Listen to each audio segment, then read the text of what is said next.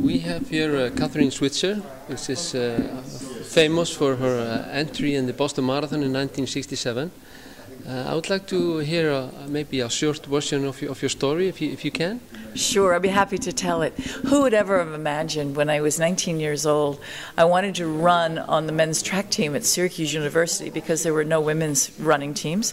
And I met the mailman of the university who had been training with the men's team, who had run 15 Boston marathons. He was 50 years old, I was 19, he seemed ancient, but he would run along with me every day very slowly and tell me the most amazing stories about Boston, about Clarence DeMar and Tarzan Brown and Johnny Kelly, the elder and the younger, and all these great heroes. And I soon fell in love with the idea of running a marathon. I also was in love with the idea of running a marathon because I was never fast. I couldn't go very quickly, but I could go forever. And the longer it got, the better I felt and the more empowered I felt. So I told my coach one night I wanted to run the Boston Marathon. And he said, "Oh, a woman can't run it. Women are too weak and too fragile." And I got so angry. And finally he said, "Okay, if you show me in practice that you can do the distance, I'll take you to the Boston Marathon." So many months later, it came time to run 42 kilometers. Instead of 42, I said, "Let's run 50." And when we ran the 50, my coach passed out at the end of the workout.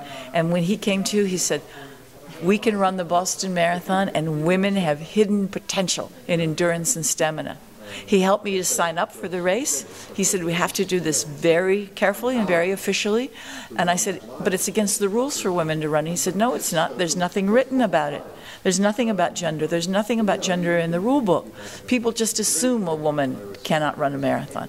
I said, "Oh, gee, I think I'm going to be noticed at the Boston Marathon." And he said, "Yes, and I'm very proud of you." And so we went to Boston together, and it was snowing and sleeting. Some guys from our team came, and one of the coaches also, who was a hammer thrower, and who said, "Well, if a girl can run the Boston Marathon, I can run the Boston Marathon." And this guy was my boyfriend. And so we said, "All right, well, you come along anyway." And when we started the race, everybody was saying, "Hey, that's great, a girl is in the race." They were very excited and said, "I wish my wife would run, I wish my girlfriend would run." And then at about 4 kilometers, the official saw that I was a girl in his race. He jumped off the press truck. He came after me down the street and grabbed me and screamed at me to get out of his race and give me those numbers. And he tried to rip off my bib numbers, this number here, in fact. And I jumped back. And my coach screamed, "Leave her alone. She's okay. I've trained her." And I took off, and he grabbed me by the shirt and tried to pull me back. And my boyfriend came flying, the hammer thrower, and hit him. And the official went out of the race. And my coach said, "Run like hell." And down the street we went. And I was so upset. I was just saying, "Why did this happen?" And we were all upset.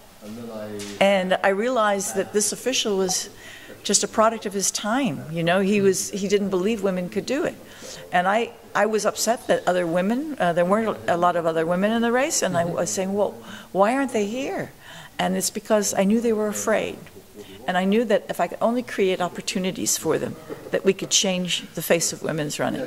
So when I finished the race, I was totally determined to create these opportunities. I also became a better athlete. That was important. I won the New York City Marathon. I eventually ran a 2:51 marathon.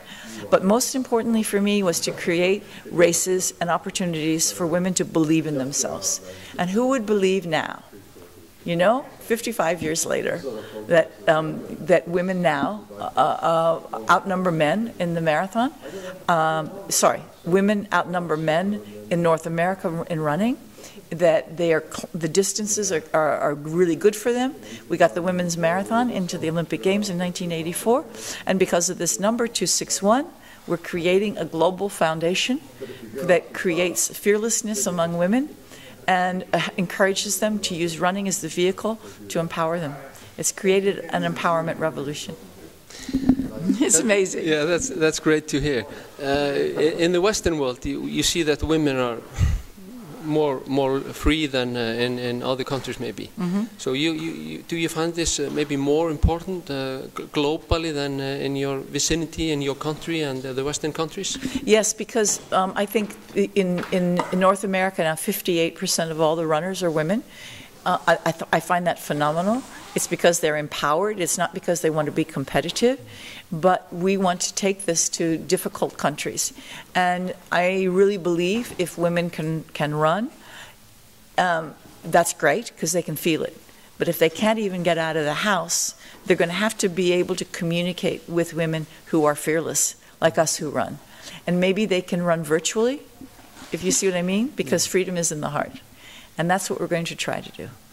So what advice do you have for, any woman who likes to take up running and is maybe either afraid or thinks something is hindering her from doing so? What do you say to her? First of all, you're never too old. You're never too big. You're never too slow.